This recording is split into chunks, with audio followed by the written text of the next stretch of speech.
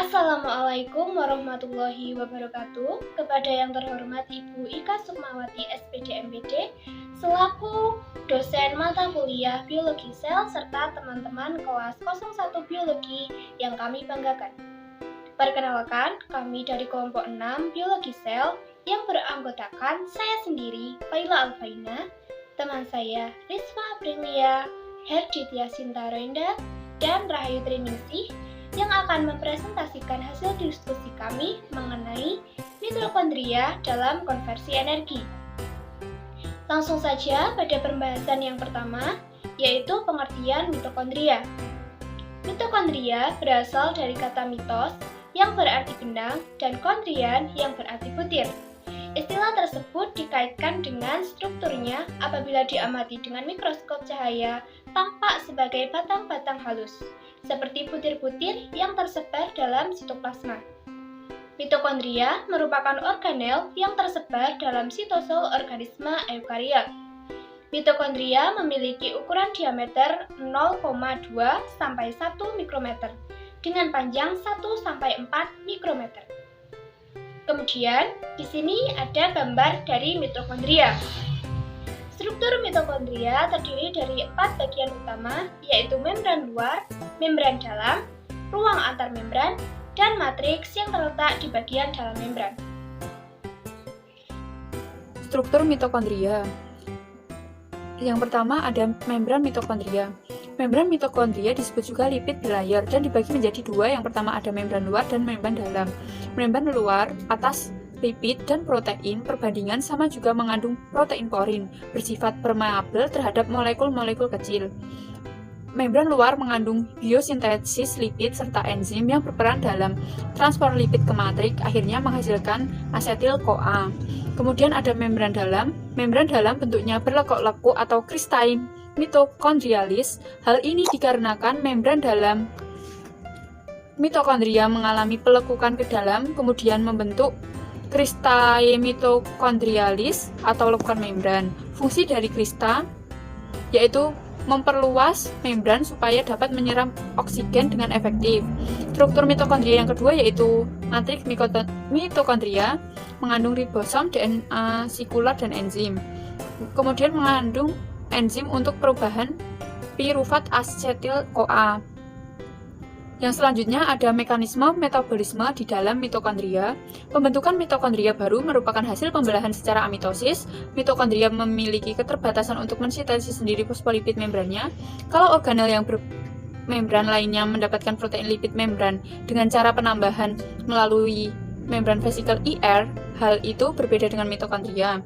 Mitokondria menerima protein dan lipid secara terpisah, bahkan proteinnya dapat diperoleh dari sintesis tersebut. Di dalam proses metabolisme karbohidrat terjadi reaksi anaerobik dan aerobik secara berturut-turut. Pada mulanya, karbohidrat yang diabsorpsi oleh sel akan pecah-pecah secara anaerobik dengan beberapa enzim sehingga terjadilah asam pirufat. Proses perubahan asam cuka baik dari pemecahan karbohidrat atau lemak berlangsung dalam mitokondria dan akan mengalami proses aerobik dan siklus Krebs. Proses ini dinamakan respirasi sel. Dalam siklus Krebs dibutuhkan beberapa enzim yang terdapat dalam matrik mitokondria. Matrik mitokondria mengandung berbagai sel dalam jumlah yang besar, termasuk enzim yang mengoksidasi asam pirufat dan asam lemak menjadi asetil-CoA dan enzim-enzim daur asam sitrat yang menggunakan asetil-CoA untuk menghasilkan sejumlah NAD. Yang selanjutnya adalah fungsi mitokondria. Yang pertama ada perubahan energi potensial dalam bentuk makanan menjadi ATP. Yang kedua, tempat terjadinya metabolisme oksidatif atau respirasi sel. Respirasi seluler merupakan proses oksidasi molekul makanan dari yang tadinya glukosa menjadi CO2 dan H2O yang kemudian akan menghasilkan energi dalam bentuk ATP. Energi dalam bentuk ATP ini berfungsi untuk menunjang aktivitas sel yang memerlukan energi. Respirasi berlangsung dalam dua tahap. Tahap yang pertama adalah tahap glikolisis, yaitu tahap pemecahan glukosa menjadi asam pirufat. Proses ini berlangsung di dalam sitosol. Yang kedua ada oksidasi asam pirufat menjadi CO2 dan H2O. Proses ini berlangsung di dalam mitokondria. Untuk selanjutnya akan dilanjutkan ke dalam siklus Krebs. Yang selanjutnya ada glikolisis. Glikolisis merupakan proses katabolisme glukosa yang terjadi di setiap jenis sel. Proses ini berlangsung di dalam sitosol dengan degradasi satu molekul gula menjadi 2 molekul pirufat. Pada glikolisis terdapat 9 reaksi yang masing-masing dibantu oleh enzim yang spesifik hingga akhir dari proses glikolisis ini menghasilkan 2 molekul asam pirufat, 2 ATP, dan 2 NADH per molekul glukosa, yang kemudian ada pembentukan energi dengan cara lain yaitu fermentasi. Fermentasi ini terjadi di respirasi anaerob. Glikolisis dapat berfungsi dengan baik tanpa oksigen, tetapi oksidasi lebih lanjut dari pirufat dan NADH oleh mitokondria ini memerlukan oksigen.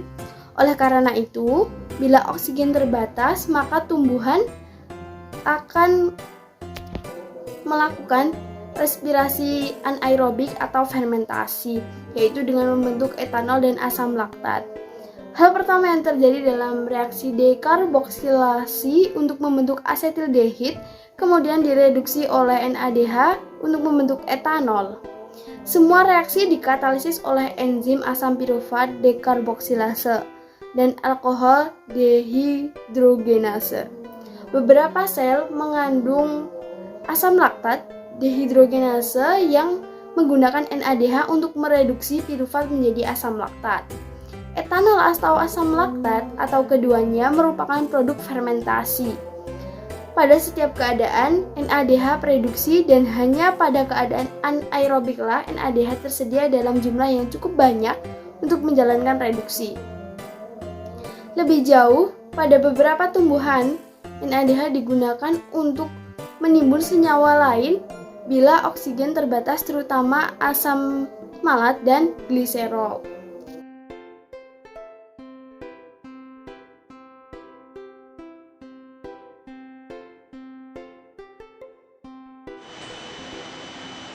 Transport elektron dan oksidasi fosforilasi. Proses ini terjadi pada membran dalam mitokondria NADH dan FDH2 mengantarkan elektron ke sistem transport elektron yang kemudian digunakan dalam pembentukan air dari ion hidrogen dan oksigen. Kemudian seluruh energi yang dilepas selama tahap transport elektron digunakan untuk sintesa ATP melalui oksidasi fosforilasi. Sekitar 38 ATP dibentuk setiap molekul glukosa. Selanjutnya adalah ringkasan respirasi seluler. Secara garis besar, pada proses respirasi sel dibagi menjadi beberapa tahapan, yaitu yang pertama adalah glikolisis.